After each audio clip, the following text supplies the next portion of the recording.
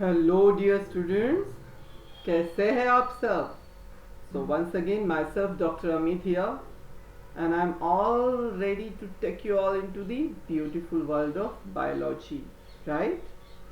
And in continuation to the series which we have started about the topic pollination and fertilization, I'm here with session number 5.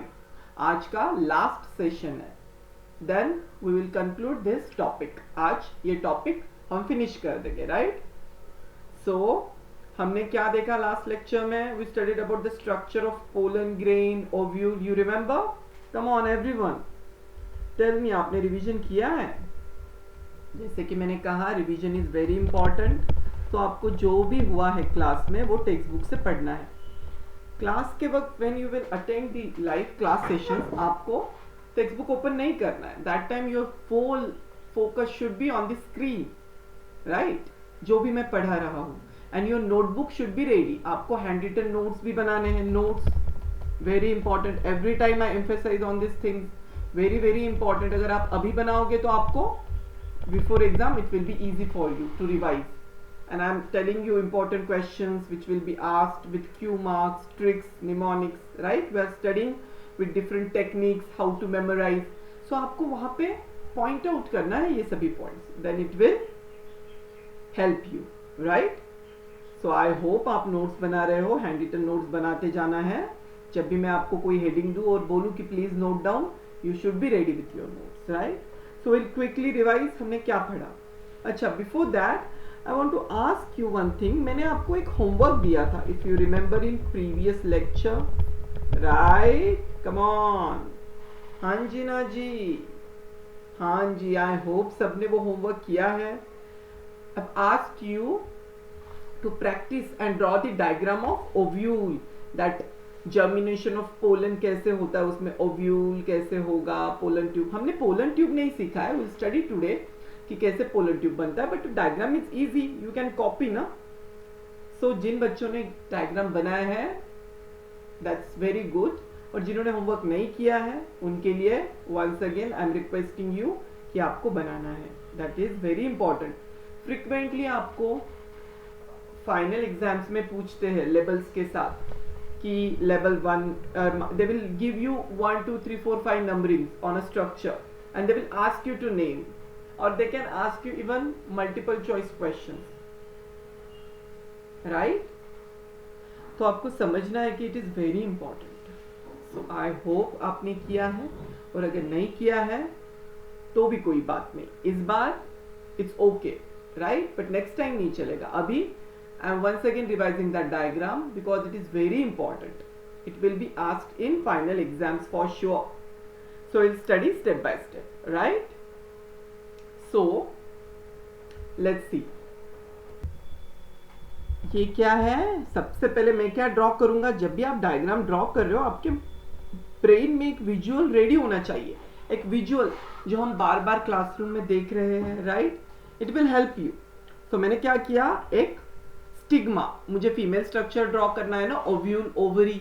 उसके अंदर मुझे different cells बताने हैं, antipodal cells, then synergies, egg cell, polar nuclei. We have seen in detail in previous lecture, right?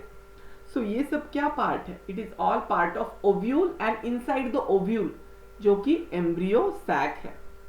So मुझे वो draw करना है, तो सबसे पहले तो मुझे एक बड़ा वाला कार्पल बनाना होगा, right? Pistil, carpel, female unit, right? Female unit, carpel. You remember? सबसे पहला पार्ट क्या होता है उसका होता है upper most part is stigma, right? Very good. Then ये जो लंबा वाला पोर्शन मैंने ड्रॉ किया है, इसे क्या बोलते हैं? It is called as style, right? Clear? यहां तक समझा? देन मैंने ऐसा एक ओवरी का स्ट्रक्चर बनाया. This is ovary, fundus shaped, cup shaped, right? और फिर मैंने इसको फिर से थोड़ा सा नैरो डाउन किया. क्लियर? इतना समझ में आ गया? आई होप जिन्होंने ड्रॉ किया ऐसे ही ड्रॉ किया होगा स्टार्टिंग में, राइट?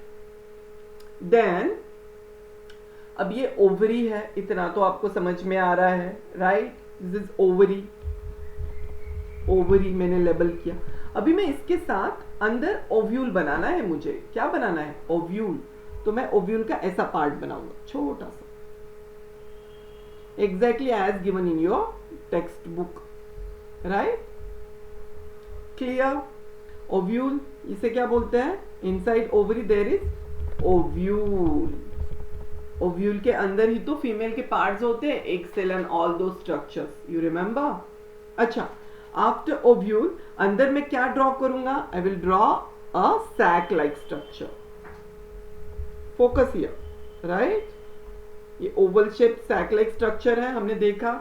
ऐसे ड्रॉ करना है आपको, right. If they ask you long question about the structure and germination of pollen grain, and many a times in exam they will ask you, just they will number you this and tell the name. अभी तो मैंने नाम लिखा है, stigma ऊपर वाला है, style second है, बट नॉट नेसेसरी कि आपको वो पूछेंगे कि ऐसे ही आपको लाइक नेम से। आपको ऐसा भी हो सकता है, they can tell you to draw the diagram, so you should be ready with that. So just to make your practice all this things आपके लिए आसान हो, सो मैं वंस अगेन आपके लिए रिवाइज कर रहा हूँ, and I am drawing with you all, right.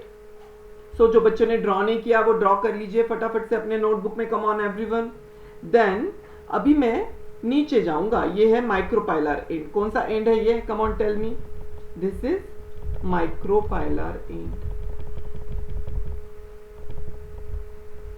Right. यहां से क्या होगा, यहां ओपनिंग दिख रही है ना, मैंने कहा ना जहां से ओपनिंग है इसे बोलते हैं micropylar and. Immediately micropylar and को लग के कौन सा सेल होता है, टेल मी। क्वीन, मैंने बोला था वो क्वीन है, यानी that is the main important cell of female structure, egg cell बोलते हैं उसे, राइट। मैं रेड से यहां ड्रॉ करता हूं so that you will be able to differentiate, right. It is called as egg cell, right. Egg cell मैंने name भी कर दिया है, आप भी कर लीजिए अपने नोटबुक में, राइट। क्लियर। ये फ्रीक्वेंटली पूछ सकते हैं आपको, नेम द स्ट्रक्चर। तो माइक्रोपाइलर एंड को लगते ही गेट पे जो खड़ी है वो कौन है, क्वीन। क्वीन नहीं लिखना है एग्जाम में, it means it is egg cell, right. She is the main female structure जिसके साथ एक स्पर्म का फ्यूजन होगा और एक नया बेबी सीड बनेगा, फर्टिलाइजेशन, राइट। हम वही देखने वाले हैं अभी नेक्स्ट इसमें। This is the main topic, will be dealing with fertilization process. समझ में आ रहा है आपके। अच्छा, एक सेल को लग के उनकी दो फ्रेंड्स होती है, मैंने कहा था आपको, उसको क्या बोलते हैं, those two friends, these are called as what, they are called as what, come on everyone, पता है आप सबको, they are called as synergids. मैंने ड्रॉ कर दिया है दोनों साइड से ऐसे। क्या बोलते हैं, they are guardians like. Exactly उनका फंक्शन क्या होता है सिनर्जीड्स का, अगर आपको कोई पूछे तो हम आगे देखेंगे, right. They help in attracting the pollen tube. Pollen tube को एक सिग्नल भेजते हैं, they are very important, right. तो ये सिंगल सिंगल न्यूक्लियस के साथ मैंने क्या निकाला, this two cells are called as synergids, right. मैंने नेम कर दिया इनको भी सिनर्जीड्स। सिनर्जी का मीनिंग क्या है, मैंने लास्ट टाइम भी बताया था आपको। Synergy means which helps in cooperation of two. The term synergy, कहीं पे भी ये टर्म आपको आ जाए, the term or the word synergy means cooperation, synergistically acting. Clear? Okay. Then center में क्या है, center में है again, इसे बोलते हैं सेंट्रल से। उसके अंदर क्या है, दो पोलर न्यूक्लिया है, तो आप उसे क्या बोलोगे, पोलर न्यूक्लियाई। क्या, पोलर न्यूक्लियाई। कितने हैं, दो, 2 in number, n plus n, right. मैंने लिखा n प्लस n, 2n, दो न्यूक्लियस है ना उसके, पोलर न्यूक्लियाई 2। देन इसके अपोजिट क्या है, मैं ब्लू में मार्क करता हूं, आप बताओ मुझे। 1 2 3, मैंने कहा था जैसे ये तीनों मिलके एक सेल प्लस 2 सिनर्जिड्स 3 स्ट्रक्चर्स बनाते हैं, वैसे ही इनके अपोजिट में 3 स्ट्रक्चर्स होते हैं। उनको क्या बोलते हैं, हम उनको बोलते हैं एंटीपोडल्स। क्या बोलते हैं, एंटीपोडल सेल्स। एंटी क्यों, क्योंकि they are opposite to this structures. Clear, समझ में आ रहा है।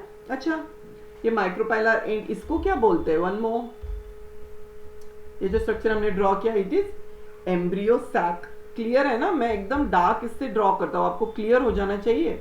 एम्ब्रियो सैक बोल्ड इसमें, सी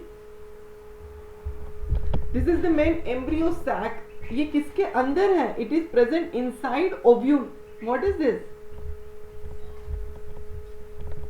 embryo sac, very important. Embryo sac यानी क्या? सी एम्ब्रियो यानी क्या?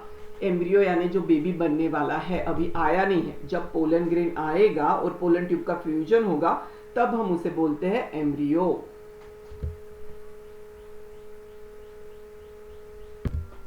राइट? समझ में आया? यानी एम्ब्रियो यानी बेबी। ये सैक लाइक स्ट्रक्चर है, राउंड। तो इसके अंदर जब स्पर्म आएगा और एग के साथ फ्यूजन होगा तो एक नया बेबी सीड बनेगा, इसलिए हम इसे बोलते हैं एम्ब्रियो सैक, क्योंकि इसमें एम्ब्रियो बनने वाला है। जैसे फीमेल्स में होता है ना, ह्यूमंस में यूट्रस होता है, उसमें एक नया बेबी बनता है, वैसे ही ये जो प्लांट्स है, फ्लावर्स है, उसके अंदर जो कार्पल में जो डिफरेंट स्ट्रक्चर्स है, ओवरी, ओव्यूल, ओव्यूल के अंदर होता है एम्ब्रियो सैक। अच्छा, आपके ना टेक्स्ट बुक में डायग्राम में कैसा दिया है? उन्होंने कहा है कि यहाँ पे एक पोलन ग्रेन आ चुका है, right? This is one pollen grain, इसका एक्साइन वॉल, राइट? अभी ये इसका ट्यूब है, आगे जाके ये कैसे होगा? ग्रो होने वाला है। Suppose I will use like green colour for this, right? अभी ये पोलन ग्रेन आया, अब इसको सिग्नल मिला, हम देखेंगे आगे कैसे। आपके टेक्स्ट बुक में जो डायग्राम निकला है, पोलन ट्यूब बन गया। पोलन ट्यूब कैसे बनेगा? पोलन ग्रेन में एक 2 न्यूक्लियाई होते हैं, एक tube nucleus and another generative nucleus. जो तो ट्यूब न्यूक्लियस होता है ना, वो पोलन ट्यूब बनाता है।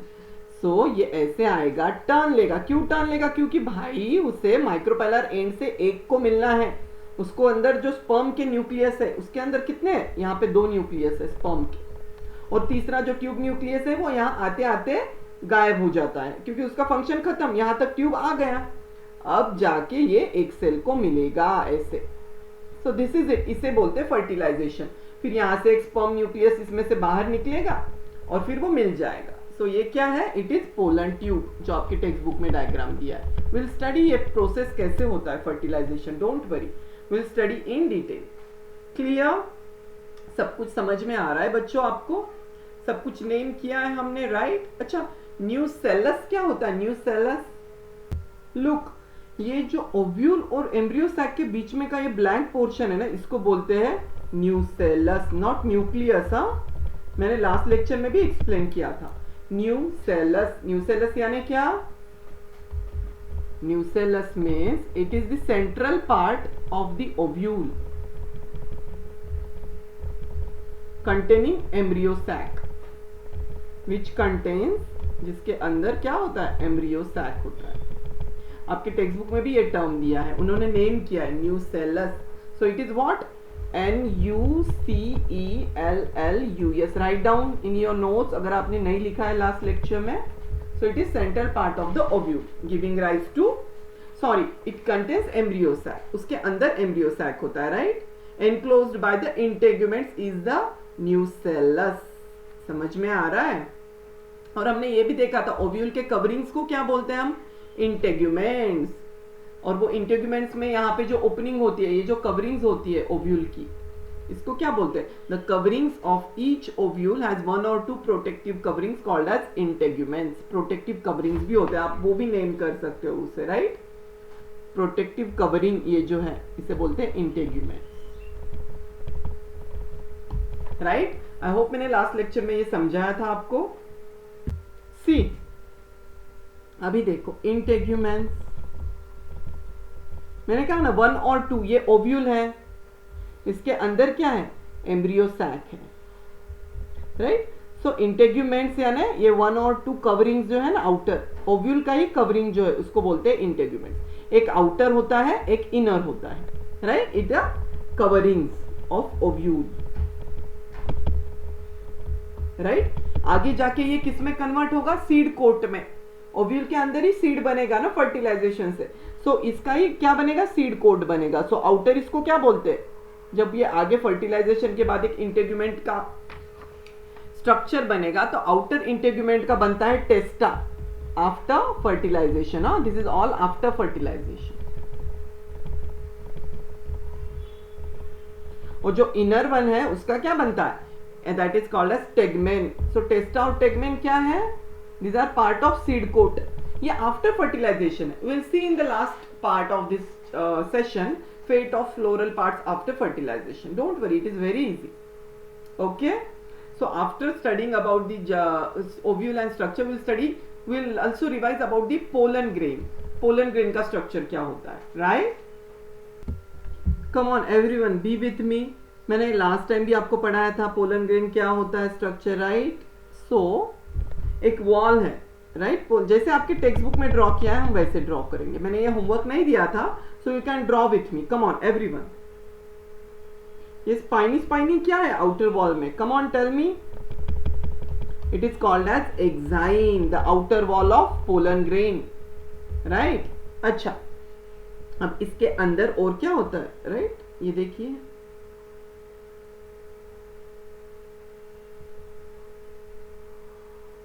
एक इनर वॉल भी है. इसे क्या बोलते हैं ये इनर वॉल को, this inner wall is called as intine.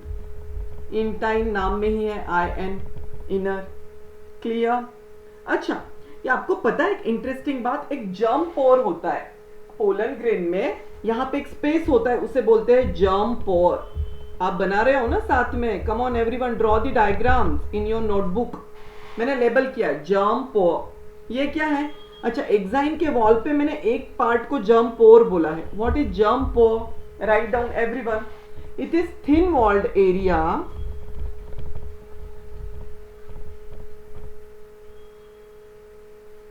और a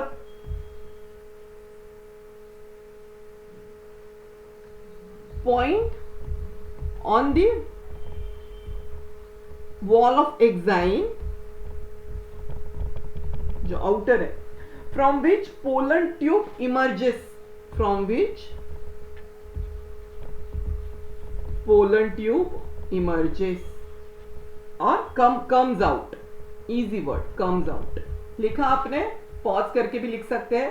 thin walled area और point on the wall of exine from which pollen tube comes out. यानी क्या, सी मैंने आपको क्या कहा, इसके अंदर दो न्यूक्लियस होता है. एक होता है जनरेटिव न्यूक्लियस.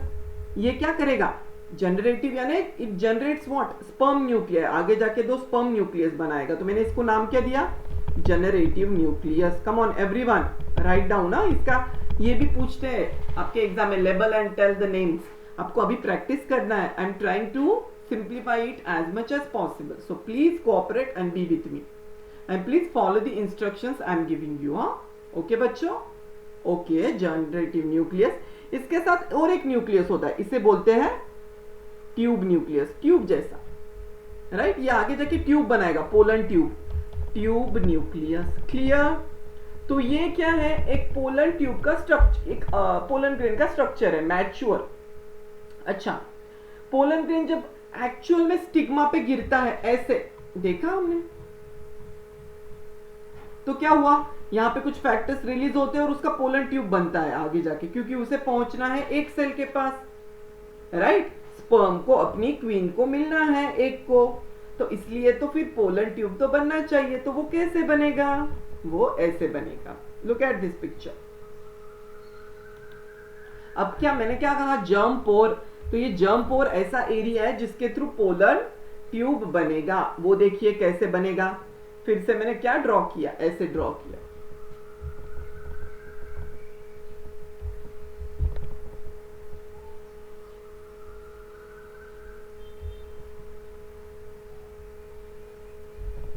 राइट, समझ में आ रहा है आपके बच्चों. ये है एक्साइन, आउटर वॉल, राइट. फिर क्या है, ये इनर वॉल, इंटाइन भी निकालना होगा हमें, राइट. देखिए कैसे, ये इनर वॉल भी नीचे तक एक्सटेंड होगा, राइट. पोलन ट्यूब बन गया. कहां से बना, जर्म पोर. ये थिन वॉल है ना, यानी थिन यानी क्या, पतला, पतला सा वॉल है. तो इमीडिएटली क्या होता है, जब पोलन ग्रेन एक स्टिग्मा पे गिरता है तो वहां पे उसको सिग्नल मिलता है, वहां पे कुछ starch like, sugar like factors secrete होते हैं. अभी हम क्या समझ रहे हैं, Germination of pollen grain. Give the heading. Come on, everyone. दिया सबने heading germination of pollen grain. Come on everyone, give the heading in your notebook. Okay, अभी क्या हुआ, जर्म पोर के वहां से एग्जैक्टली स्टोरी स्टार्ट कहां से होती है. Let's see. पॉलिनेशन हुआ फ्लावर में, राइट. एक बर्ड ने क्या किया, एक बर्ड, एक सपोज एक बर्ड है यहाँ पे, या फिर कोई इंसेक्ट है, जो भी है, उसने क्या किया, बर्ड से हुआ, तो उस पॉलिनेशन को क्या बोलते हैं हम, ऑर्निथोफिली. राइट, याद है ना, ये सारे टर्म्स हमने अच्छे से पढ़े थे बच्चों, भूलना नहीं है. ओके, सो ये पोलन ग्रेन है, तो वो जब आया एक फ्लावर पे, तो उसने क्या किया, पॉलिनेशन से पोलन ग्रेन स्टिग्मा पे गिर गया. एक बार गिरा तो होते ही क्या होता है, the pollen grain germinates only if it falls on the stigma of the same plant species. Remember, same plant species, very important. आपको एमसीक्यू भी पूछ सकते हैं इस पे, राइट. मैंने कहा था आपको, अगर मैंगो का आम फ्रूट है तो मैंगो के ट्री से मैंगो के साथ ही पॉलिनेशन होगा, same plant species. Very important, right down this. The pollen grain germinates only if it falls on the stigma of same plant species. Same plant species पे अगर गिरा, सेम फ्लावर में गिरा, तो ऑब्वियसली वो तो सेम प्लांट ही है. But अगर क्रॉस पॉलिनेशन नहीं हुआ तो it has to be same plant. ऐसा हो सकता है क्या, इस बर्ड ने अगर कोई ऑरेंज के ट्री से एक पोलन लाया और वो मैंगो के ट्री के फ्लावर पे डाला, तो उसका पॉलिनेशन होगा, नहीं होगा. नो. क्यों, different plant species, different, no pollination, no. क्यों, बिकॉज इट इज नेचर में. कैसे हो सकता है ऐसा, कोई फ्रूट बन सकता है क्या मैंगो और ऑरेंज से, नॉट पॉसिबल. तो क्या होगा, तब पोलन ग्रेन अगर गिर भी गया, बर्ड को क्या पता, वो तो बर्ड तो आ रहा है अपना नेक्टर लेने के लिए, कोई पोलन ग्रेन गिर भी गया तो भी उससे कोई भी नहीं बनने वाला, उससे पोलन ट्यूब आगे बनेगा ही नहीं उसका, क्योंकि प्लांट स्पीशीज डिफरेंट है.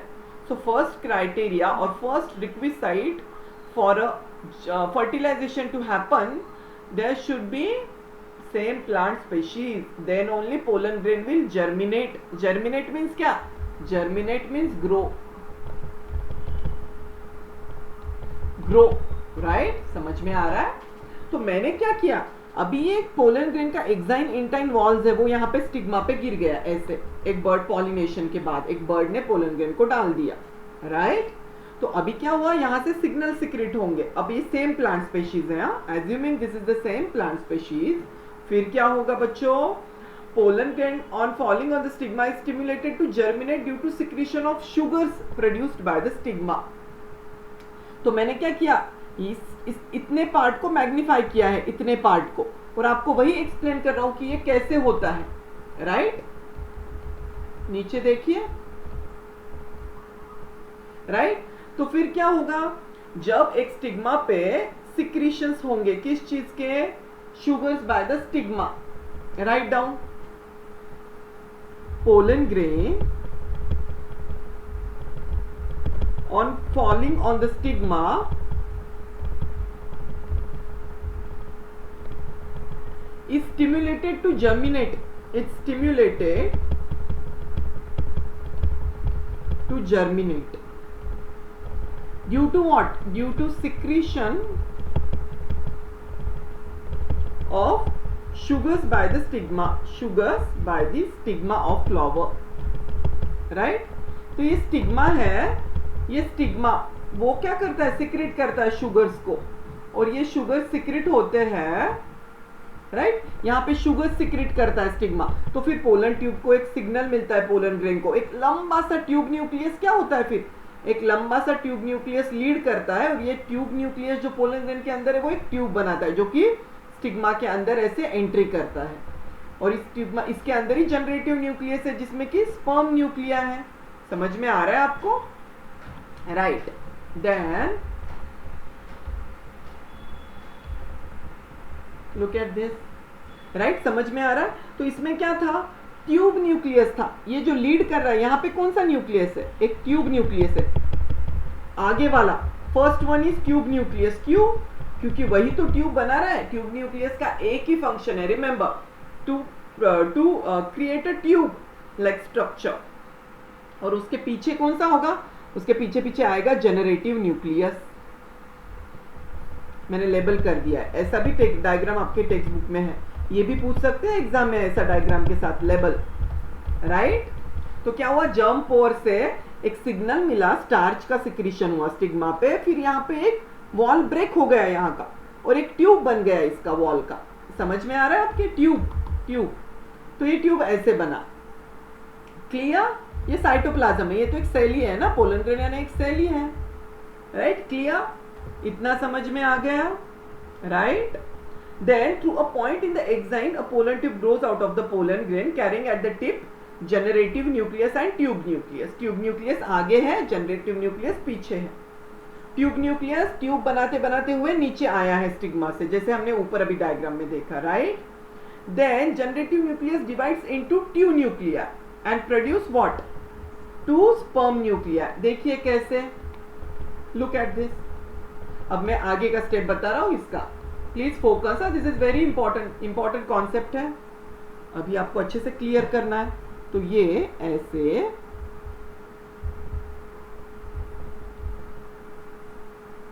दिख रहा है आपको?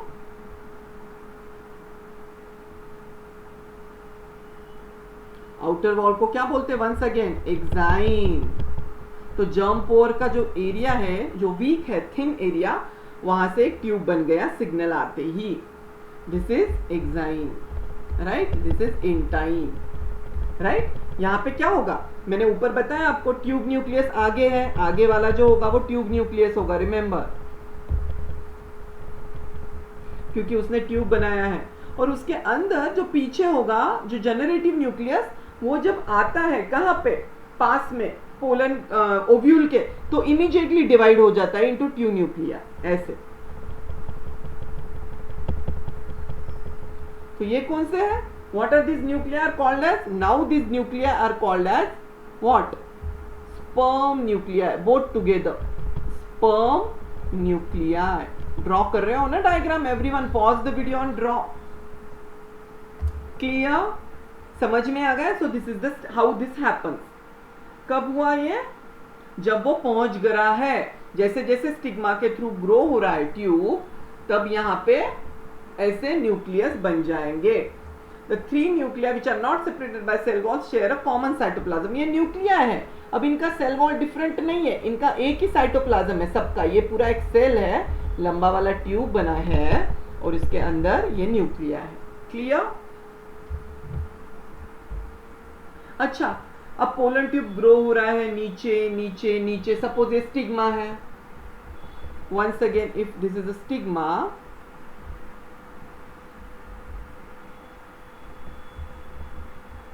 and this is a ovary, right। इसके अंदर है एम्ब्रियो सैक, इसके अंदर 3 एंटीपोडल्स, पोलर न्यूक्लिया, एक सेल, सिनर्जीज, ऐसा स्ट्रक्चर है, राइट, क्लियर। इतना समझ में आया? अब क्या स्टिग्मा है, ये स्टिग्मा, मैंने कहा ना पोलन ट्यूब। अब क्या होगा, अब ये ट्यूब आया है नीचे, अच्छे से देखिए, इट्स वेरी इंपॉर्टेंट, इस पे कॉमनली क्वेश्चन पूछते हैं आपको। अगर मैं इसे ब्लू से ड्रॉ करूं विथ ब्लू पेन तो आपको आसान हो जाएगा। ये पोलन ग्रेन है, राइट, ये जर्मिनेट हो रहा है ऐसे ऐसे ऐसे। अब इसका ट्यूब बना, नीचे नीचे आ रहा है ये। The pollen tube growth through the stigma style. अब आप बोलोगे सर ये कैसे आता है नीचे? बिकॉज स्टिग्मा और ये जो स्टाइल है ना, ये दोनों डिफरेंट एंजाइम सिक्रीट करते हैं। दे help in dissolving the tissue. ये इसके अंदर अंदर एंट्री करता है, इसमें एंजाइम्स होते हैं, एंजाइम सिक्रीट करता है कौन? Pollen tube. And that with the help of that enzyme it reaches the ovary. कुछ भी करके इसे ओवरी तक पहुंचना है, ये ओवरी, क्योंकि यहाँ पे तो क्वीन बैठी है। रेड से निकालता हूं मैं, यानी आपको याद रहेगा, queen, queen is here, right. अब क्या, अब ये ग्रो हुआ, फिर इसमें ट्यूब न्यूक्लियस आगे है, आगे ट्यूब न्यूक्लियस है, आगे आगे आगे आगे आगे, यहाँ पे टर्न लिया, माइक्रोपोल, माइक्रोपाइलर एंड पे ही आएगा वो जहाँ पे क्वीन बैठी है। क्लियर, समझ में आ रहा है? अब पता है आपको क्या होता है, ये एंट्री लेता है। यहाँ पे सिनर्जिड्स क्या करते हैं? Synergids secrete some chemical which help the pollen tube to, अब पोलन ट्यूब को पता नहीं है मुझे जाना कहाँ है, राइट। सिनर्जिड्स क्या बोलते हैं, पोलन ट्यूब को तो पता ही नहीं है कि उसे ऐसा टर्न भी लेना है नीचे जाके क्वीन को मिलने के लिए। Look at this, see synergids, मैंने कहा ना ये फ्रेंड्स है, किसके फ्रेंड्स है, क्वीन के, दे गार्डियंस, दे आर लाइक दोनों साइड में है वो क्वीन के, एक इधर एक लेफ्ट में एक राइट में। They protect queen and also they help. सबसे मेन फंक्शन क्या है, इट इज नॉट प्रोटेक्शन। अगर आपको एग्जाम में पूछे what is the function of synergids, function of synergids, come on write down, आप क्या लिखोगे, the main function is to guide the pollen tube, to guide the pollen tube, guide the pollen tube, यही एक function आपको लिखना है exam में। अगर आपको एग्जाम में पूछे फंक्शन ऑफ सिनर्जिड्स, ऐसा तो नहीं है ना कि कोई सेल का कोई ना कोई तो फंक्शन होना चाहिए, तभी नेचर ने उस सेल को बनाया है, राइट। तो ये सिनर्जिड्स क्या कर रहे हैं, गाइड कर रहे हैं पोलन ट्यूब को, किधर, क्वीन के तरफ। They release some chemical substances produced by synergids helps to attract the pollen tube. क्या, द केमिकल सब्सटेंसेस, यहां पे लिखता हूं मैं, the chemical substances, write down, produced by synergids, what it helps in attracting the pollen tube, it helps in attracting the pollen tube, कहां पे, towards embryo sac, embryo sac, इसको नहीं पता कहां जाना है, ये तो सिनर्जिड्स ने सिग्नल दिया है तभी जाके ये पोलन ट्यूब क्या आया है, कहां पे, क्वीन के तरफ, एम्ब्रियो सैक के तरफ, क्लियर। फिर क्या होगा, ये जो ट्यूब न्यूक्लियस है ना, जैसे जैसे आगे बढ़ता है ये माइक्रोपाइलर एंड के तरफ, tube nucleus which are directed the growth of pollen tube all the way down now disintegrate. जैसे ही ये यहाँ पे पहुंचता है तो इसके अंदर का जो ट्यूब न्यूक्लियस है वो गायब हो जाता है। मैंने कहा था ना ऊपर हमने देखा ये ट्यूब न्यूक्लियस, ये अब क्या होगा, ये जैसे माइक्रोपाइलर एंड आता है इसका काम खत्म, ट्यूब न्यूक्लियस गायब।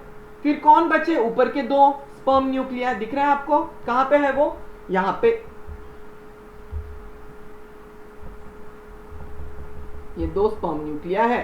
अब ये क्या जाएंगे, then the pollen tube enters one of the synergids and releases its two sperm nuclei, यहाँ पे एंट्री करता है सिनर्जिड्स के पास और अंदर दो स्पर्म न्यूक्लियस को छोड़ देता है। समझ में आ रहा है आपके, राइट। देन फिर क्या होगा, सपोज फिर से मैंने ड्रॉ किया तो इसमें क्या है, ये एम्ब्रियो सैक है, ये क्वीन है, ये सिनर्जिड्स है, यहाँ पे पोलर न्यूक्लिया और यहाँ पे एंटीपोडल से अपोजिट एंड पे पोलन ट्यूब आया सिनर्जिड्स के पास, ये बड़ा वाला पोलन ट्यूब सपोज एंट्री किया इसने, इसके अंदर क्या है, दो स्पर्म न्यूक्लिया है, तो एक स्पर्म न्यूक्लियस क्या जाएगा, now it releases the one sperm nucleus fuses with the egg cell nucleus to form the zygote, एक क्वीन के साथ मिक्स होगा, यानी क्वीन के साथ उसका फाइनली क्वीन को मिल गया उसका किंग, राइट। ये क्वीन है, क्वीन, और इसमें से एक स्पर्म न्यूक्लियस है सपोज ये वाला, तो वो क्या जाएगा, एक क्वीन के साथ एग न्यूक्लियस है, नॉट क्वीन, क्वीन तो आपको ध्यान में आने के लिए, it is called as egg nucleus, egg nucleus के साथ एक स्पर्म न्यूक्लियस मिलेगा जो कि पोलन ट्यूब से मिल गया, दोनों का मिलके क्या बनेगा, it will form a zygote, zygote यानी क्या, बेबी। जैसे ह्यूमंस में बेबी बनता है वैसे सीड के पहले जो बेबी छोटू सा दो सेल का एक फ्यूजन बनके जो मास बनता है उसे बोलते हैं जाइगोट, क्लियर। जाइगोट क्या है फिर, it is embryo, also called as embryo. इतना समझ में आया। अच्छा आगे पता है आपको क्या होता है, फिर ये दूसरा वाला, अभी और एक नीचे डायग्राम निकालता हूं मैं, एक ने तो क्या बना दिया, जाइगोट बना दिया, right. Antipodals, polar nucleus, synergids. अब सिनर्जिड्स का काम धीरे धीरे खत्म हो रहा है, सिनर्जिड्स गायब होने लगेंगे, राइट, बाद में, अभी नहीं। पहले तो क्वीन के साथ मिल गया और क्या बन गया, यहाँ पे जाइगोट बन गया, राइट। एक क्वीन है, क्वीन के साथ कौन मिल गया, और एक स्पर्म न्यूक्लियस आ गया, ये दोनों का मिलके एक बेबी बन रहा है, जाइगोट बन रहा है बड़ा वाला। अब ये आगे जाके यही सीड बनेगा, इसका फंक्शन क्या है, आगे जाके ये जो है, यही सीड बनेगा, सीड एम्ब्रियो है ये, एम्ब्रियो यानी राइट, इसका ही ग्रोथ होगा और आगे जाके एक सीड को बनाएगा वो एम्ब्रियो। अच्छा, अब ये पोलन ट्यूब जो है ऊपर और एक न्यूक्लियस को इसने छोड़ा है अंदर, वन मोर न्यूक्लियस। ये पोलन ट्यूब से जो दो न्यूक्लियस थे ना, एक तो इधर गया और दूसरा कहां पे गया, ऐसे ऐसे ऐसे जाके ये सेंटर में मिलता है, किसके साथ, विथ टू पोलर न्यूक्लिया, यहाँ पे जो ऑलरेडी दो है इसके साथ, और एक ये मिल गया, मैं इसे रेड से बनाता हूं, सेकंड स्पर्म न्यूक्लियस। अब ये तीनों का क्या बन गया, और एक मास, यानी क्या, ये two polar nuclei with one sperm nucleus together form three cells, three nuclear structure. इसे क्या बोलते हैं, it is called as endosperm, endosperm nucleus. समझ में आ रहा है आपके? See this step is very important, so please focus बच्चों, ओके। सी फिर से एक्सप्लेन करता हूं मैं, सेंटर में क्या था, ओव्यूल में ये एंटीपोडल्स है, इनका फंक्शन तो क्या है, न्यूट्रिशन देना, किसको, ओव्यूल को। बाद में ये भी गायब होने वाले हैं इनका फंक्शन होने के बाद, राइट। सेंटर में है ये दो सेल वाला पोलर न्यूक्लिया, इसको और क्या बोलते हैं पता है आपको, सेकेंडरी न्यूक्लियस। क्या बोलते हैं, राइट डाउन, ऐसे ड्रॉ करिए नोटबुक में, सेकेंडरी न्यूक्लियस। क्यों, क्या है ये, it is a diploid nucleus formed by fusion of two polar nuclei, formed by fusion of two polar nuclei, right? तो बाद में फ्यूजन हो जाता है ये दो पोलर न्यूक्लियाई का, सेंटर में है, राइट। इसको सेकेंडरी न्यूक्लियस और सेंट्रल सेल भी बोलते हैं, हमने लास्ट लेक्चर में देखा, राइट।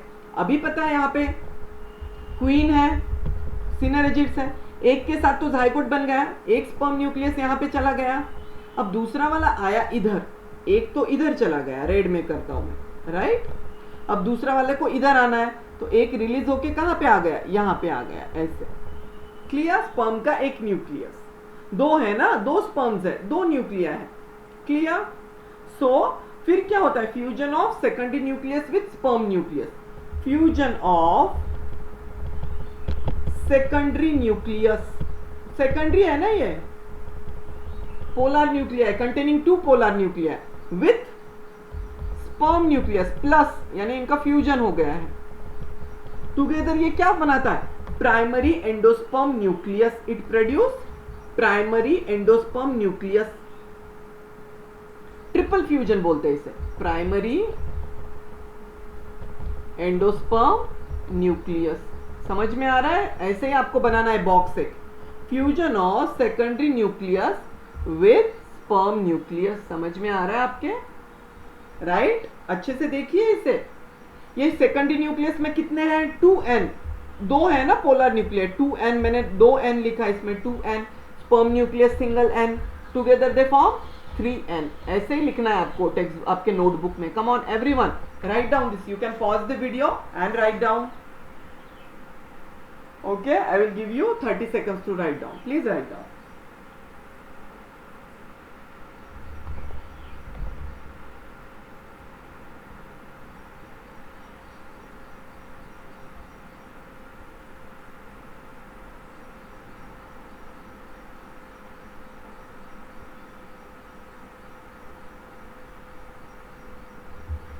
लिखा आपने, right, okay. Shall I continue? So ध्यान दीजिए यहां पे, राइट। सो फ्यूजन हो गया, इसलिए इसे ट्रिपल फ्यूजन भी बोलते हैं। Why? Because 3 nuclear fuse together. Triple fusion क्यों बोलते हैं इसे? Because see, triple fusion, why triple fusion, 3 nuclear fuse together ना, दो सेकेंडरी न्यूक्लियर के दो न्यूक्लियस और स्पर्म न्यूक्लियस का एक न्यूक्लियस, 3 न्यूक्लियर,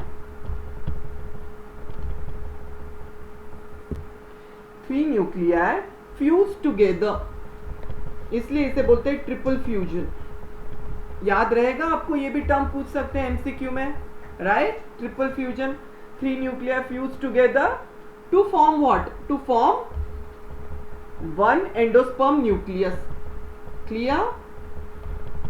लिखा आपने, समझ में आ रहा है आपके, राइट? अच्छा, अगर आपको ये डाउट है कि एग्जैक्टली एंडोस्पर्म न्यूक्लियस क्या है, तो क्या है, व्हाट इज एंडोस्पर्म? ये एंडोस्पर्म क्या है एग्जैक्टली? क्यों इतना अटेंशन दे रहे हैं हम कि हमने एक स्पर्म को एंडोस्पर्म बनाने में लगा दिया? यानी सी, एक ने क्या बना दिया, एक ने क्वीन को बना, क्वीन के साथ एम्ब्रियो, यानी एक सेल के साथ, क्वीन नहीं लिखना है एग्जाम में, ये तो बस आपको याद रखने के लिए, क्वीन यानी फीमेल पार्ट, एग सेल, एक ने एग सेल के साथ एम्ब्रियो बना दिया, राइट? ये दिख रहा है आपको, क्लियर? इतना एक ने क्या बना दिया, ये एम्ब्रियो बना दिया, और दूसरे ने क्या किया, ये एंडोस्पर्म बना दिया सेंटर में। दो फर्टिलाइजेशन हुए है ना, one fertilisation, one sperm nucleus fuses with the egg cell nucleus to form embryo, another fuses with the polar nuclear, secondary nucleus, two polar nuclear to form triploid, 3 nuclear वाला structure बोलते हैं endosperm. यानी दो fertilisation हो गए, fertilisation यानी meeting, sperm जब जब कोई सेल को मिलेगा स्पर्म के साथ, जैसे ह्यूमंस में ओवरी में होता है ना, फीमेल्स में बेबी बनता है, तो हम ह्यूमंस में तब भी फर्टिलाइजेशन ही टर्म यूज करते हैं हम, वैसे प्लांट्स में भी एक तो इधर हुआ, एक इसके साथ और एक ऊपर साथ, एक सेल के साथ एक एंडोस्पर्म बनाने में, इसलिए इसे बोलते हैं double fertilisation, double, we use the term double fertilisation. इस पे कॉमनली क्वेश्चन पूछते हैं आपको, डेफिनेशन ऑफ डबल फर्टिलाइजेशन और MCQ, so you should understand this part, right? So I will explain, don't worry. नीचे लिखना है, अभी नहीं, अभी जस्ट फोकस हियर। दिख रहा है आपको? तो एंडोस्पर्म क्या है? Endosperm is a tissue produced inside the seeds of most flowering plants, right? It is a tissue produced inside the seeds, आगे जाके सीड में ही बनने वाला है ना ये एंडोस्पर्म न्यूक्लियस, एंडोस्पर्म न्यूक्लियस से एंडोस्पर्म बनेगा, ये जो एंडोस्पर्म न्यूक्लियस है ये किसको बनाएगा, एंडोस्पर्म को, यानी एक बार फ्यूजन हो गया, फर्टिलाइजेशन हो गया, अब एक नया सीड बनने वाला है। So endosperm is a tissue produced inside the seeds of most flowering plants after fertilisation. कब बनता है ये? After, underline, after fertilisation, please write down, after fertilisation, clear?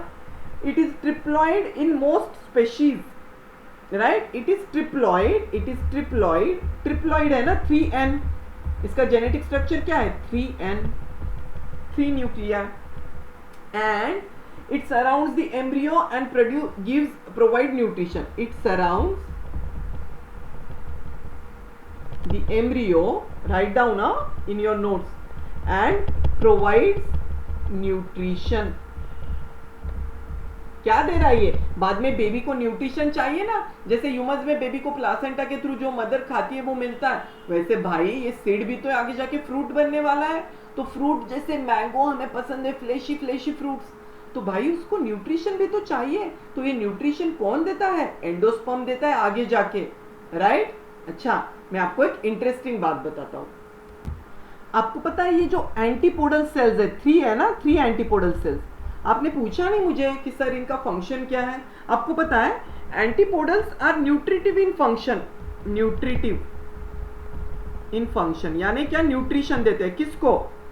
It nourishes the embryo sac, it nourishes the embryo sac, embryo sac को, जो कि fertilisation से पहले, pollen tube से पहले, जब कोई कार्पल में ओवरी होता है, अंदर ओव्यूल होता है, ओव्यूल के अंदर एम्ब्रियो सैक होता है, तो ये 7 सेल स्ट्रक्चर है ना, 3+3+1, और 1 के अंदर 2 पोलर न्यूक्लिया है, तो जब तक कोई स्पर्म आता नहीं है तब तक इसके ग्रोथ के लिए, ये सेल्स के न्यूट्रिशन के लिए कौन हेल्प करता है? Antipodals, right? व्हाट? एंटीपोडल्स, ये 3 सेल्स, इनका इतना ही फंक्शन है। जिस दिन जब एक पोलन ट्यूब आया यहां से ऐसे, और उसने 2 स्पर्म न्यूक्लियस के साथ एक क्वीन को बनाया, एक सेल के साथ एक एम्ब्रियो बनाया, और यहाँ पे एंडोस्पर्म बनाया, तब ये एंटीपोडल्स डिसइंटीग्रेट हो जाते हैं। क्या होता है इसका फंक्शन? डिसइंटीग्रेट, और also called as what? Degenerate, बाद में ये चले जाते हैं ऐसे। जब इसमें स्पर्म न्यूक्लियस आ गया, और आपको पता है ये जो ये वाले जो सिनर्जिड्स है ये भी डिजनरेट हो जाते हैं बाद में, इनका फंक्शन हो गया, इनको क्या करना था, पोलन ट्यूब को गाइड करना था केमिकल सब्सटेंस के साथ, कुछ भी करके वो क्वीन यानी एक सेल को मिल ले। एक बार एक सेल को मिल लिए तो सिनर्जिड्स भी गायब हो गए, एंटीपोडल्स भी गायब हो गए, इनका काम खत्म, नेचर ने उनको डिस्ट्रॉय कर दिया। उसके बाद बचा क्या, एक सेल बचा, ये सेंटर में एक सेल यानी एम्ब्रियो, सॉरी नॉट एक सेल, अब तो ये एम्ब्रियो है, बेबी, यानी इसके अंदर जाइगोट बोलते हैं इसे, जाइगोट। फिर जाइगोट है और इस सेंटर में क्या है, सेंटर वाला जो है उसे बोलते हैं एंडोस्पर्म। समझ में आ रहा है आपके, इज एंडोस्पर्म। अब ये एंडोस्पर्म न्यूट्रिशन देगा किसको, बेबी को। आगे जाके एंडोस्पर्म न्यूक्लियस से एंडोस्पर्म बनेगा। पहले कौन दे रहा था ओव्यूल को, एंटीपोडल्स, अभी वो चले गए, अभी एंडोस्पर्म ने बोला मैं आ गया हूं। Wow how interesting it is. So समझ में आ रहा है ना, एंडोस्पर्म ने क्या बोला, मैं आ गया हूं, अभी मैं न्यूट्रिशन दूंगा। पहले किसने दिया, समझा ना आपको, antipodals are nutritive in function, उन्होंने पहले न्यूट्रिशन दिया ओव्यूल को। फिर जब फर्टिलाइजेशन हो गया, डबल फर्टिलाइजेशन, एक बार एक सेल के साथ जाइगोट बना, यहाँ पे एंडोस्पर्म न्यूक्लियस बना, फिर गायब हो गए, राइट, एंटीपोडल्स गायब हो गए ऐसे, फिर ये भी डिसइंटीग्रेट, डीजनरेट हो गए, डिसऑर्गेनाइज हो गए, एंड और ये जो बाजू के जो ये है दोनों सिनर्जिड्स वो भी चले गए, उनका काम खत्म, उनको तो सिर्फ गाइड करना था इसके लिए, किसके लिए, क्वीन की तरफ यानी एक सेल की तरफ, पोलन ट्यूब को। फिर ये एंडोस्पर्म न्यूट्रिशन देगा नए वाले बेबी को, यानी जो सीड बन रहा है, फ्रूट बन रहा है उसको। क्लियर, कॉन्सेप्ट क्लियर हो गया आपके। अगर आपको अभी कोई एग्जाम में डबल फर्टिलाइजेशन क्या है पूछे तो आप क्या बोलोगे, राइट डाउन, क्यू लिखा है मैंने, क्यू क्वेश्चन पूछते हैं इस पे। डबल यानी दो बार फर्टिलाइजेशन हुआ है, वो कैसे हुआ है, one sperm nucleus fuses with egg cell nucleus. एक ने क्या किया, एक स्पर्म न्यूक्लियस एक सेल के साथ मिलके एम्ब्रियो बन गया, टू प्रोड्यूस व्हाट, यहां पे बन गया एम्ब्रियो, ब्रैकेट में लिखा है मैंने, राइट। आपको एग्जाम में नहीं लिखा तो भी चलेगा एम्ब्रियो ब्रैकेट में, बट आपको ये तो लिखना है कि one sperm nucleus fuses with egg cell nucleus. And what is second, ये फर्स्ट फर्टिलाइजेशन हो गया, first. Second is the other sperm nucleus exactly as given in your textbook, बाद में पढ़ना आप, अभी सिर्फ मेरे साथ नोट्स में लिखिए in your notebook and focus on the screen. The other sperm nucleus fuses with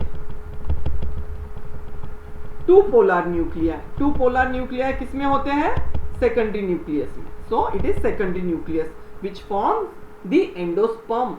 endosperm बनता है, यहाँ पे मैंने ब्रैकेट में लिखा है आपको समझने के लिए। एक ने एम्ब्रियो बनाया, एक ने एंडोस्पर्म बनाया, ये न्यूट्रिशन देगा, एम्ब्रियो आगे जाके बड़ा होके सीड को ग्रो करेगा, वही तो असली बेबी है, राइट। क्लियर, समझ में आ गया। और ये न्यूट्रिशन देगा, first second, this is first, this is second, that's why it is called as double fertilisation. समझ में आ रहा है बच्चों आपको, राइट। इन अ नटशेल अगर मैं आपको कहूं कि look at this picture and check कि कैसे डबल फर्टिलाइजेशन होता है, तो आपको और अच्छे से समझ जाएगा, राइट। सो एक पोलन ट्यूब आया, look at this first picture, first pollen grain आया, पोलन स्टिग्मा ने कुछ स्टार्च को रिलीज किया, देन पोलन ट्यूब बन गया। अब क्या, सिनर्जिड्स ने सिग्नल दिया और पोलन ट्यूब आ गया, और ट्यूब न्यूक्लियस आगे जाके गायब हो गया। ट्यूब बनने के बाद जब यहाँ पे माइक्रोपाइल पे आएगा तो ट्यूब न्यूक्लियस गायब इस स्टेज पे, राइट। अब क्या, रिलीज ऑफ स्पर्म सेल्स, जो न्यूक्लियस है, अभी हमें कुछ भी करके एक नया बेबी बनाना है। So second, look at this second picture, इसमें क्या हो रहा है, इसमें सिनर्जिड्स का फंक्शन समझ में आ गया। एक सेल एंटीपोडल्स क्या कर रहे हैं, तब तक एम्ब्रियो को न्यूट्रिशन दे रहे हैं फ्लावर में। अभी क्या होगा, ये बीच में कौन है, ये है हमारी एक सेल, क्वीन है। अब इसको मिलना है उसके स्किन को, यानी स्पर्म को, एक स्पर्म सेल चाहिए उसको कुछ भी करके उसका बेबी बनाने के लिए।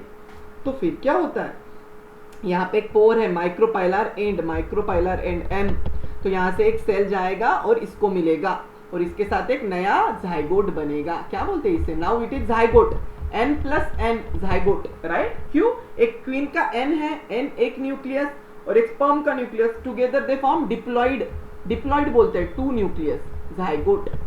ये एक फर्स्ट फर्टिलाइजेशन हो गया। सेकंड में क्या होगा, और एक स्पर्म सेल आएगा और ये सेंटर वाले टू पोलर न्यूक्लियाई के साथ मिलेगा and together it forms 3n, 2n plus n, 3n. It is called as endosperm, right? This is endosperm. Clear? That's why it is called as double fertilization. समझ में आ गया? It is very easy. अभी I hope आपको exam में अच्छे से आप लिखोगे. It is very important. Many questions will be asked on double fertilization. Name the structures, name the fate, कैसे होता है, क्या functions है. So I have explained everything. अच्छे से घर आपको after this session text book पढ़ना है और कुछ डाउट्स है तो स्नेहल सर को कन्वे करना है, राइट? हमने मेन टॉपिक समझ लिया फर्टिलाइजेशन. अभी लास्ट के कुछ पॉइंट्स है about the fate of floral parts after fertilisation and then we will be done with this topic. Come on everyone, जोश होना चाहिए सब में, right? So now give the heading as fate of floral parts after fertilisation. क्या fate है, यानी जो भी फ्लावर नेचर ने बनाया है एग्जैक्टली अब होने क्या वाला है. हमने फर्टिलाइजेशन तो देख लिया, डबल फर्टिलाइजेशन हो गया, राइट? डबल फर्टिलाइजेशन समझ में आया ना आपको? सी, तो फिर अब क्या होना है आपको वो समझना है, right? So look at this fate of a flower. क्या क्या होगा आपको पता है? जो पेटल्स और स्टैमेन स्टाइल स्टिग्मा है ना, एक बार फर्टिलाइजेशन हो गया कि उनका पर्पस हैज सर्व्ड. अभी धीरे धीरे क्या होगा, flower after fertilisation. Look at this beautiful slide. देखो ये बच्चों है ना, ये भी अमेज हो गया कि ऐसा कुछ होता है. नेचर ने फ्लावर को बनाया क्यों है? Just for to make a new baby seed, right? तो फ्लावर का जो फर्टिलाइजेशन होता है, हमने देखा इंसेक्ट को अट्रैक्ट करने के लिए पेटल्स बनते हैं नए नए. ये देख रहे हैं आपको? Look at this, first arrow किया मैंने, राइट? उसके बाद क्या फर्टिलाइजेशन हो गया, पोलन ट्यूब आ गया, एम्ब्रियो बन गया. फिर अभी ये पेटल्स का काम खत्म. सो पेटल्स विदर, विदर यानी क्या? दे श्रिवल, ड्राई एंड गेट श्रिवल्ड. धीरे धीरे विदर यानी ड्राई एंड गेट श्रिवल्ड, यानी उनका जो वाइटलिटी है, लाइफ फोर्स है, वो खत्म हो जाता है. धीरे धीरे ये सूख जाते हैं पत्ते ऐसे ऐसे ऐसे, क्योंकि अभी अंदर हमें फ्रूट बनाना है. अभी इस फ्लावर का कुछ काम नहीं है, धीरे धीरे हमें फ्लावर को हटा देना है. And generally they fall of, धीरे धीरे ये petals fall off, they fall of. फिर क्या होता है? देन कैलिक्स में आइदर फॉल ऑफ और रिमेन इंटैक्ट इन ड्राइड और श्रिवल्ड फॉर्म.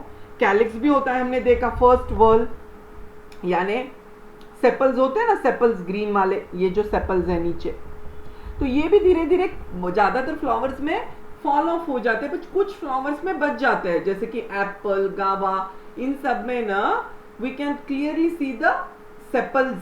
सेपल्स दिखते हैं हमें इन फ्रूट्स में, एप्पल, गावा, ब्रिंजल्स में तो क्लियरली दिखते हैं. उनमें रह जाते हैं वो फ्रूट ग्रो होने के बाद भी, बट मेजोरिटी टाइम सेपल्स भी क्या होते हैं? Fall off. They also fall off और समटाइम्स दे रिमेन इंटैक्ट. समझ में आ रहा है आपके, right? Petals, ovary begins to swell, फिर ओवरी बनती है. सी, मैंने आपको कहा ना सेपल्स क्या होते हैं? They fall of. सो ये देखिए, जनरली कुछ फ्लावर्स में जब फ्रूट बनता है, एप्पल, ये क्या है? This is one of the Apple. आपने देखा है एप्पल फ्रूट, राइट? इसके फ्रूट में जो ये टिप पे होता है, इस एरिया में आपको ग्रीनिश ग्रीनिश दिखता है, ये सेपल्स है. यानी अगर ये एप्पल ट्री के फ्लावर्स है ये वाले, तो आगे जाके जब इसमें फर्टिलाइजेशन हो जाता है, after fertilisation, this is all after fertilisation, क्योंकि तब तक हमने पॉलिनेशन को अट्रैक्ट करने के लिए, पोलन ग्रेन्स को इंसेक्ट्स के थ्रू अट्रैक्ट करने के लिए पेटल्स है, कलरफुल पेटल्स, फ्लावर का कुछ फंक्शन है. आफ्टर दैट सेपल्स क्या होते हैं? श्रिवल, ड्राई ऑफ. तो फ्रूट जब बनता है ना, कुछ कुछ सेपल्स ऐसे दिखते हैं हमें ग्रीनिश टिप पे, right? That is stock and sepals. बहुत बार आपको एप्पल में ऐसे दिखेगा टिप पे, आप कभी नोट करना. So what is that? Sometimes this dried sepals remain as that is. Apple में, गावा में वो सेपल्स हम क्लियरली देख पाते हैं. और ब्रिंजल में आपको पता है, ब्रिंजल ये क्या है? ब्रिंजल, ब्रिंजल में तो क्लियरली हमें कैलिक्स दिखता है, sepals fuse together to form calyx. तो यानी जब एक फ्रूट बनता है ना ब्रिंजल का आफ्टर फर्टिलाइजेशन, जब एक ब्रिंजल बनता है, फ्रूट ब्रिंजल का वेजिटेबल, तो उसमें तो क्लियरली ये ग्रीनिश सेपल्स हमें दिखते हैं. वो वैसे के वैसे रहते हैं कुछ कुछ फ्रूट्स में. बट मेजॉरिटी टाइम्स क्या होगा, मेजॉरिटी टाइम्स तो वो फॉल ऑफ, राइट? समझ में आ गया? Now again look at this slide, ये स्लाइड दिख रहा है आपको, इसमें क्या हो रहा है देखिए। सो अभी क्या हुआ, अभी ovary will grow in size, it forms the fruit, ovarian wall becomes the fruit wall. Ovary का वॉल क्या होता है, petals drop of ovary swells and it forms the fruit, ovary wall will become fruit. और अंदर जो ovule है, ovary wall में either भी ड्राई और हार्ड फ्रूट वाला और फ्रेशी फ्रूट, और जो ओव्यूल्स है अंदर के, ये क्या बनाते हैं, ये छोटे छोटे सीड्स बनाते हैं। और इस तरह हम मार्केट से फ्रूट्स लाते हैं और खाते हैं, राइट? कितने बच्चे फ्रूट्स खाते हैं आप में से? फ्रूट्स तो हेल्दी होते हैं, एप्पल, बनाना और गावा और peach, they are many fruits, right? They are very healthy for our body. तो विटामिन होते हैं, वो भी खाना चाहिए, और ग्रीन वेजिटेबल्स भी खाने चाहिए, राइट? वो भी बहुत हेल्दी है, जरूरी है। तो हम तो सीख रहे हैं कि फर्टिलाइजेशन के बाद ये सब कैसे होता है, फ्लावर का फेट क्या है, एक फ्लावर फ्रूट में कैसे बन जाता है, समझ में आ रहा है? The fruit contains one or more seeds which are developed from one or more ovules. कभी कभी बहुत सारे सीड्स भी होते हैं ना फ्रूट्स में, आपको दिखता है ना, कुछ कुछ में, गावा में वगैरह बहुत सारे छोटे छोटे सीड्स दिखते हैं। तो जितने ओव्यूल्स होंगे उतने सीड्स बनेंगे, उतने ज्यादा एक सेल के साथ एक स्पर्म न्यूक्लियस का फ्यूजन होगा, right? And when the fruit is ripe, the seeds contain inside are released, और फिर एक नया प्लांट बनता है। वो कैसे? सी, एक साइकिल है, ये एक सीड है, एक सीड से एक नया सीड बना, सीड के अंदर 2 डिप्लॉइड न्यूक्लियस है, जाइगोट है, बेबी है। अब क्या होगा, ये सीड के अंदर कैपेसिटी है, एक सीड को हमने प्लांट किया तो एक नया प्लांट बना, plant will grow, then flower will grow, then flower से फर्टिलाइजेशन के बाद फ्रूट बनेगा, then again seed, this cycle continues, this cycle, right? So beautiful, nature ने कितना ब्यूटीफुल बनाया, दिस साइकिल कंटिन्यूज, राइट? समझ में आ रहा है आपके? द फ्लावरिंग प्लांट्स का लाइफ साइकिल क्या होता है, पॉलिनेशन हुआ, एक इंसेक्ट ने पॉलिनेशन किया फ्लावर में, उससे एक सीड बना, आफ्टर फर्टिलाइजेशन, आफ्टर सीड बनने के बाद वो सीड फॉल ऑफ हुआ, हम सीड को लगाते हैं ना, गार्डनिंग करने वाले लोगों को पता है, हम सीड को लगाएंगे तो एक सीड सॉइल के अंदर जर्मिनेट होगा, फिर उससे एक नया फ्लावर बनेगा, नया ट्री बनेगा, न्यू फ्लावर, फिर अगेन उस फ्लावर को एक इंसेक्ट अट्रैक्ट होगा, फिर अगेन वो इंसेक्ट से, हमने फ्लावर का स्ट्रक्चर फ्लावर टॉपिक में पढ़ा, हमने पॉलिनेशन पढ़ा, क्रॉस एंड सेल्फ पॉलिनेशन, किस लिए पढ़ा, क्योंकि हमें आगे फर्टिलाइजेशन समझना था। फिर फर्टिलाइजेशन हुआ and then again it continues, ऐसे प्रोसेस में चलते रहता है। क्लियर? समझ में आ रहा है आपके? Once again look at this, a seed germinates, a plant growth, then plant produces flowers, flower से एक फ्रूट बनता है ओवरी से, देन फ्रूट रिलीजेस सीड, फिर वो प्लांट डाई हो जाता है, उसकी डेथ हो जाती है, फ्लावर्स के सेपल्स पेटल्स सूख जाते हैं, एवरीथिंग, और फिर वो जो सीड बचता है ना, उससे फिर एक नया ट्री बन सकता है, न्यू वन। तो ये लाइफ साइकिल है, जैसे हम ह्यूमंस में होता है वैसे ये यूनिक लाइफ साइकिल है प्लांट्स में। How beautiful it is, that's the beauty of nature. Now give the heading in your textbook as what, come on everyone, give the heading as fate of various parts of ovary after fertilisation. हम one by one देखेंगे क्या क्या fate है। Fate यानी अब जो ovary में different parts हमने सेल्स देखे, इंटेग्यूमेंस, ओवरी का वॉल, एग सेल, सिनेर्जिस, इन सब का क्या फेट है, आगे जाके क्या होने वाला है, फ्रूट कैसे बनता है एग्जैक्टली, ये एग्जाम में पूछते हैं। मैंने देखो VIMP लिखा है, VIMP एग्जाम में commonly asked question, commonly asked question, very commonly आपके फाइनल 9th बोर्ड के एग्जाम में पूछेंगे। मैं आपको इसलिए बार बार बोल रहा हूँ, इसे अच्छे से समझिए और इसे नोट डाउन कीजिए नोटबुक में। कम ऑन एवरीवन, लेफ्ट में क्या लिखना है आपको बॉक्स में, पार्ट, यानी ओवरी का कौन सा पार्ट है और उससे क्या बन रहा है, राइट? अब फर्स्ट है ओवरी इटसेल्फ। ओवरी क्या बनाता है, एज अ ओवरी ओवरऑल अगर आपको पूछे कि फीमेल में ओवरी को क्यों दिया है, एक प्लांट में जो कार्पल है, stigma style ovary, so ovary produces fruit, write down right में, what it becomes, fruit, ovary produces fruit. Second, ovary का एक वॉल भी होता है, वो क्या बनाता है, ओवरी का जो आउटर वॉल होता है वो बनाता है पेरिकार्प। एक फ्रूट में पेरिकार्प बोल के एरिया होता है, that is produced by what, fruit, ovary ऐसे बड़ा वाला, उसका जो वॉल है वो बनाएगा पेरिकार्प, फ्रूट पेरिकार्प। समझ में आ रहा है? क्लियर इतना? नेक्स्ट लेफ्ट में लिखिए, कम on everyone, you can pause the video and write down, but आपको लिखना ही है। हर एक पे क्वेश्चन पूछते हैं, क्यों क्यों लिखा है मैंने, कुछ भी पूछ सकते हैं आपको। Pericarp is produced bye ovary wall, और इधर दे will ask you ovary produces dash dash dash fruit, ovary से बनता है फ्रूट। अच्छा, ओवरी के अंदर ओव्यूल होता है, आपको पता है ना हम सबको, ओव्यूल, राइट। ओव्यूल क्या बनाता है? ओव्यूल इन ओवरऑल बनाता है सीड, एक सीड को बनाता है, सीड यानी छोटू सा, जिससे एक नया प्लांट बन सकता है। क्लियर, समझ में आ रहा है आपके? राइट, लिखा आपने। फोर्थ, ओव्यूल भी पता है हमें, प्लासेंटा, प्लासेंटा कनेक्ट करता है ओव्यूल्स को, हमने देखा फ्लावर टॉपिक में कैसे स्ट्रक्चर्स में।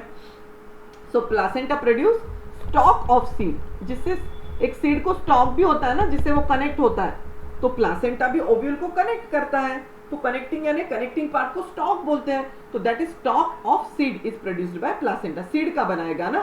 This is after fertilisation, what it becomes after fertilisation, right, what it becomes, यहाँ पे ब्रैकेट में लिखता हूं मैं, आफ्टर फर्टिलाइजेशन। सब कुछ एक स्पर्म न्यूक्लियस के साथ फ्यूजन के बाद ही होगा। क्लियर, 1 2 3 4 यहां तक समझ में आ रहा है बच्चों? Okay, fifth point, outer integument, ये क्या है? हम सीक्वेंस वाइज जा रहे हैं। Outer integument is what? It is wall of ovule. हमने देखा ना ओव्यूल के क्या क्या वॉल्स होते हैं। Ovule has two protective coverings, integuments, outer and inner. So outer को क्या, आउटर क्या बनाएगा? टेस्टा, मैंने ऑलरेडी एक्सप्लेन किया। टेस्टा क्या है? कवरिंग ऑफ सीड है।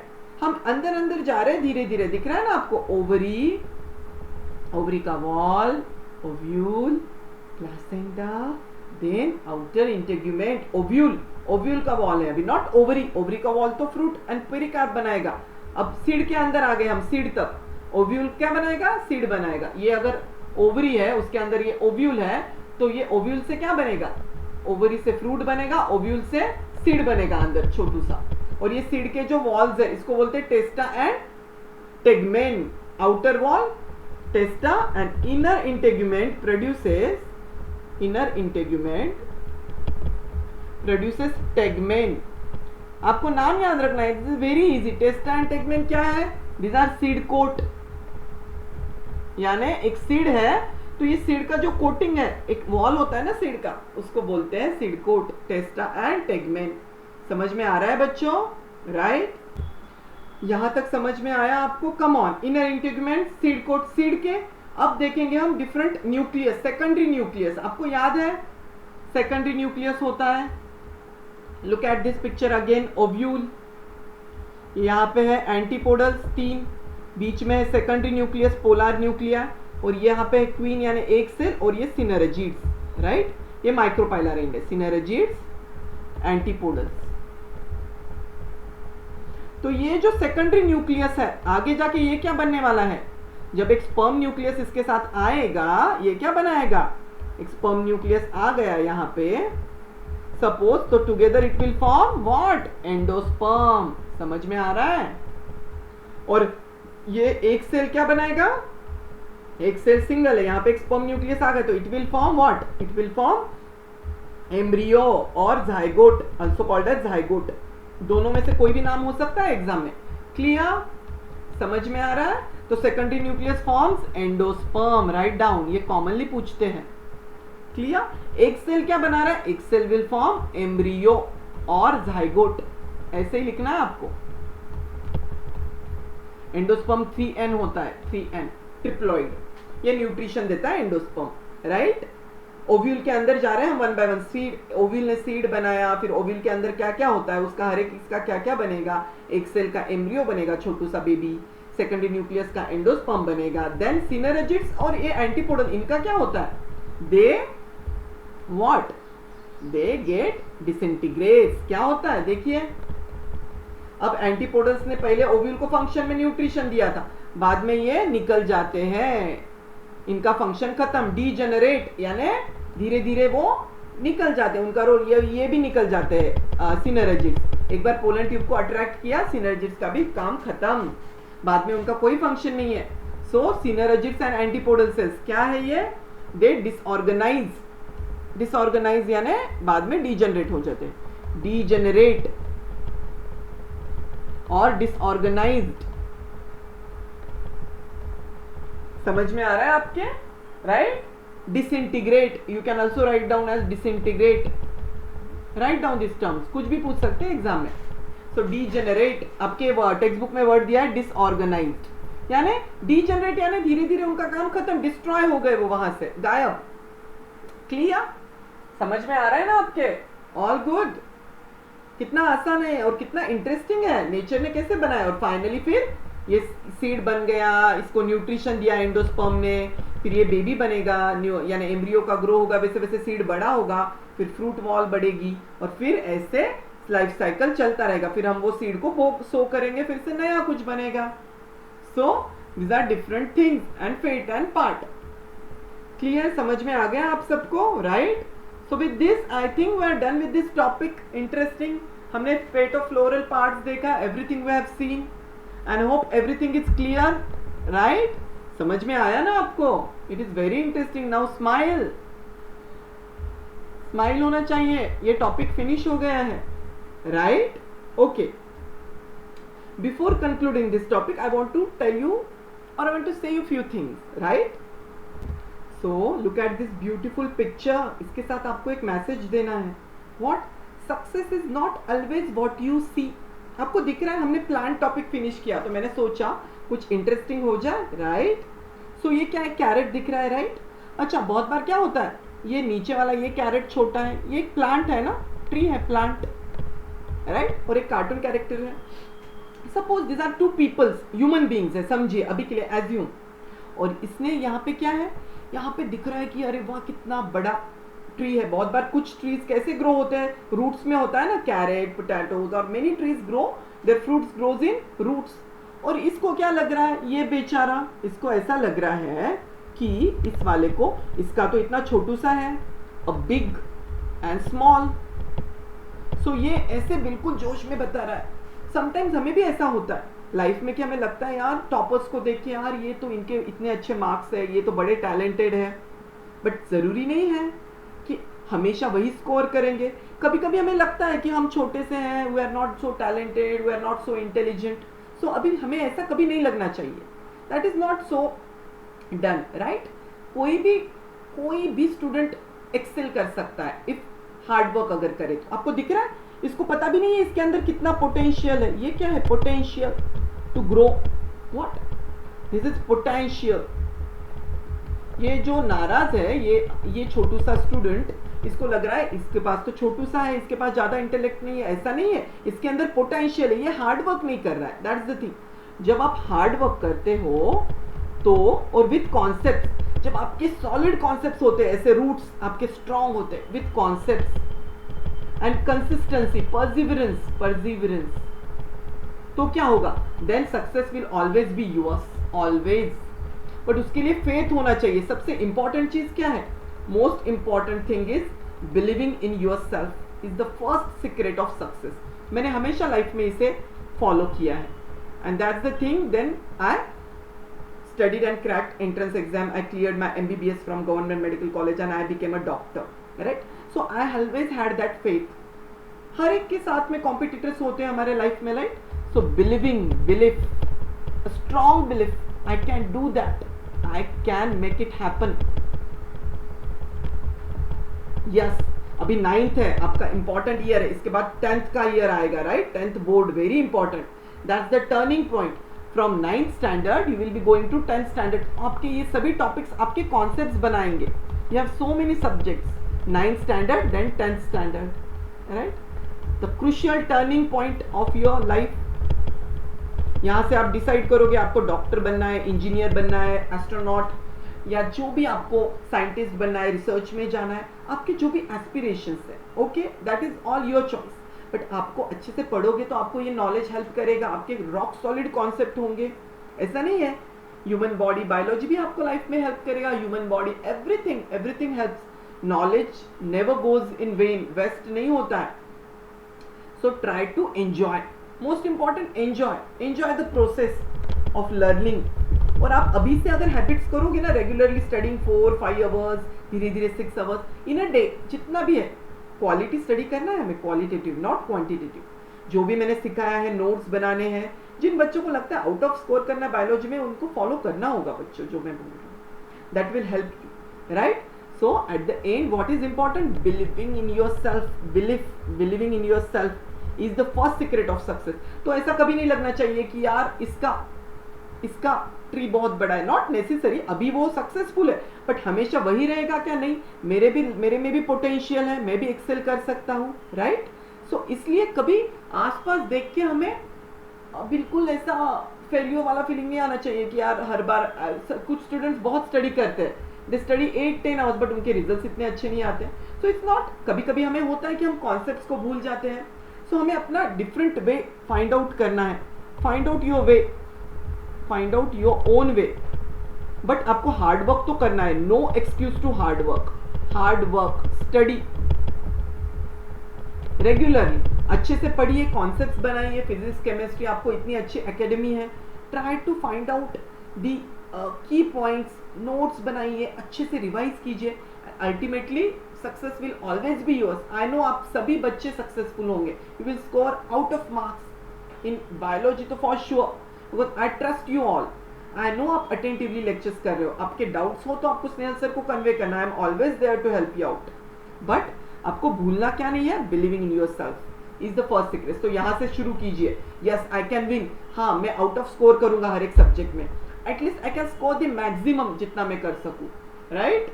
आई कैन टॉप, मैं भी टॉपर बन सकता हूँ, हर एक स्टूडेंट में वो पोटेंशियल है। Belief that strong belief is very important, that will make you shine everywhere. समझ में आ रहा है? आई होप आपको बस ये एक मोटिवेशन दे, सो दैट आप अच्छे से 9th स्टैंडर्ड को कैजुअली ना लो and you get ready for the 10th standard. और एंजॉय करना है, अपने हॉबीज को भी टाइम दीजिए, एवरीथिंग जो भी आपको पसंद है, राइट।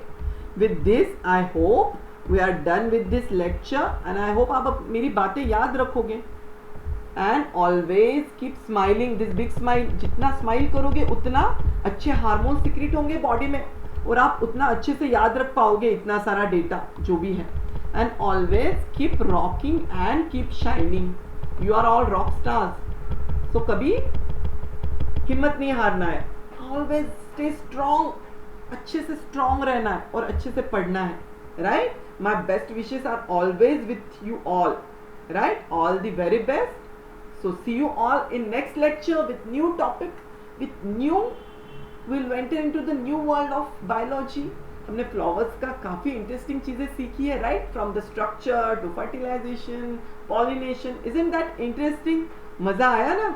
आई होप सबको मजा आया है। So see you all in next lecture, till that time take care and bye bye, okay.